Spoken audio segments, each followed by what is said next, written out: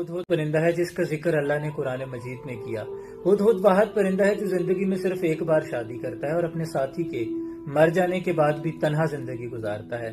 نر ہدہد مادہ ہدہد کو مہر میں کھانے کی کوئی چیز پیش کرتا ہے، اگر وہ کھا لے تو اس کا مطلب ہے کہ وہ شادی کے لیے رضامند ہے۔ اس کے بعد نر ہدہد مادہ کو اپنے گھونسلے کی طرف لے کے جاتا ہے جو اس نے کسی درخت میں سوراخ کر کے خود بنایا ہوتا ہے۔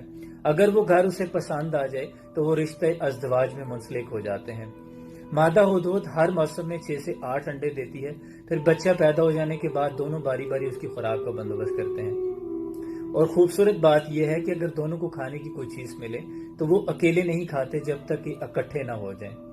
ہدہد کے رشتے ازدواج آج کے دور میں انسانوں کے لیے مشعل راہ ہے جو عقل و شعور بھی رکھتے ہیں جبکہ وہ عقل شعور نہیں رکھتا۔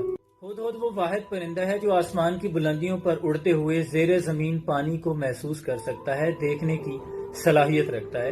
اس لیے حضرت سلیمان علیہ السلام ہدہد سے پانی کو تلاش کرنے کا کام لیتے رہے اور یہ کئی میل رکے پرواز کرنے کی صلاحیت رکھتا ہے۔ اس لیے حضرت سلیمان علیہ السلام نے اس کو خط دے کر دوسرے ملک ملکہ بلقیس کی طرف روانہ کیا تھا۔ ایک مرتبہ حضرت سلیمان علیہ السلام نے تمام پرندوں کو اپنے دربار میں جمع کیا اور اپنے اپنے کمالات بتانے کے لیے کہا۔ سب نے اپنے اپنے کمالات بتائے۔ ہدہد نے جب یہ بتایا کہ وہ آسمان کی بلندیوں سے اس پانی کو دیکھ سکتا ہے زیر زمین، تو کوے نے اس پہ اعتراض کیا کہ حضور یہ جھوٹ بولتا ہے، پھر یہ جال میں کیسے پھنس سکتا ہے؟